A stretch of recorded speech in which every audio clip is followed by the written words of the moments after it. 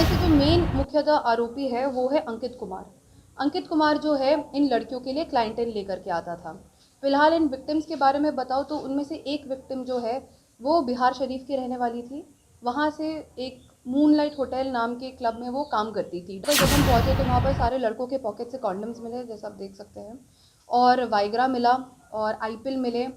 ये सारी चीज़ें मिली तो काफ़ी पुख्ता एविडेंस था कि इनके साथ गलत होता था और इन लड़कियों ने भी एडमिट किया। तो ये सुमन देवी और जो ये दूसरी हैं सिफानी देवी, ये जो हैं वल्नरेबल लड़कियों को टारगेट करती थी। घटना जो है कल शाम को 6 बजे की है। कल शाम को 6 बजे के आसपास हमें एक फ़ोन आया कि लवकुश अपार्टमेंट जो है वहाँ पर एक फ्लैट में देह व्यापार का धंधा चल रहा है। तो एसएसपी सर को इन्फॉर्म किया गया और उनके आदेश अनुसार एक रेडिंग टीम का गठन हुआ और उनके आदेश अनुसार हम वहाँ पर छापा मारने चले गए लवकुश अपार्टमेंट में।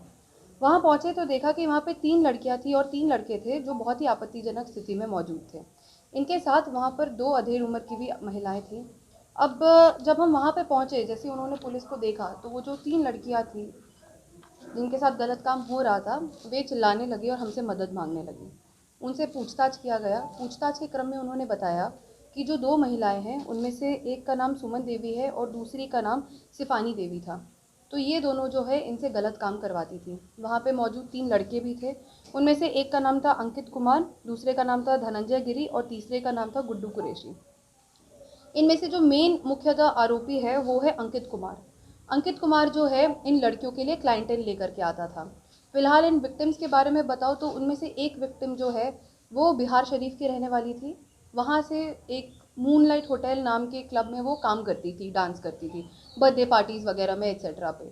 तो वहाँ पर उसकी जान पहचान एक बबीता देवी नामक महिला से हुई, जिसने बताया कि अगर आप और पैसे कमाने चाहते हो और अगर आप और डांस वगैरह में इंटरेस्टेड हो तो वो उनको इंड्यूस करने के नाम पर जो है डांस के नाम पर इंड्यूस किया उन्होंने और उनको एक रात को नशीला पदार्थ खिला करके उनसे गलत काम करवाया और उस वीडियो को उन्होंने कैप्चर कर लिया। अब उस वीडियो के बनाम पर वो सारा टाइम उसको ब्लैकमेल करती रही कि अगर ये गलत काम नहीं करेगी या भागने की कोशिश करेगी या कुछ भी करेगी तो जो है वो उस वीडियो को वायरल कर देगी। डर के मारे ये लड़की जो है वहाँ पर काम करती रही। वहीं पर उसकी मुलाकात एक और विक्टिम से हुई जिसने उसको पटना में मौजूद सुमन देवी के बारे में बताया। इस वजह से जो है वो यहाँ पे पटना आ गई। वो पिछले 1 महीने से ये लड़की जो है पटना में रह रही थी और यहाँ पर अंकित जो है उसकी क्लाइंटेल फिक्स करता था। कई बार उसको ओयो रूम्स में ले जाया जाता था, कई बार जो है उसी फ्लैट में उसके साथ गलत काम होता था। तो ओयो रूम्स की भी जो है हम सत्यापन कर रहे थे, कौन कौन से ओयो रूम्स कहाँ कहाँ पर। मुख्यतः उसने बताया बोरिंग रोड और पाटलिपुत्रा, इन दोनों जगहों पर मोस्टली उसको फ्लैट्स में ले जाया जाता था। अब जो है इसकी पुष्टि की कौन उसका क्लाइंटेल था और नहीं था, ये जो है अंकित के फ़ोन से हमें पता लगेगा, जो हमने कोर्ट के आदेश के बाद हम उसको जो है एफएसएल जांच करवा करके उसमें से चीज़ें निकालेंगे। पर जब हम पहुँचे तो वहाँ पर सारे लड़कों के पॉकेट से कॉन्डम्स मिले, जैसा आप देख सकते हैं, और वाइग्रा मिला और आईपिल मिले। ये सारी चीज़ें मिली तो काफ़ी पुख्ता एविडेंस था कि इनके साथ गलत होता था और इन लड़कियों ने भी एडमिट किया। तो ये सुमन देवी और जो ये दूसरी हैं सिफानी देवी, ये जो हैं वल्नरेबल लड़कियों को टारगेट करती थी। एज सच नहीं है कि एक ब्रॉथल चलता था, it was a brothel in a way, but ऐसा नहीं कि उस जगह पे सारी लड़कियां रहती थी। तो ये वल्नरेबल लेडीज़ रहती थी जो बहुत बहुत ही, जिनके पास पैसे का सोर्स नहीं होता था या जिनके पास इस तरह की चीज़ें नहीं होती थी, उनको क्विक मनी के लिए जो है ये लड़कियां सुमन देवी और ये जो है उनको प्रलोभन देते थे। तो इसके ज़रिए जो है इनके साथ गलत काम करवाया जाता था। जो मेन विक्टिम जो उस अपार्टमेंट में रह रही थी, उसको जो है हर रात उसको, वो कम से कम 1 महीने यहाँ रही है तो वहाँ पे उस कम से कम उसके 25 रातों में उसके साथ गलत हुआ और कई बार सेम रात को उसके साथ 2 लोगों ने गलत काम किया।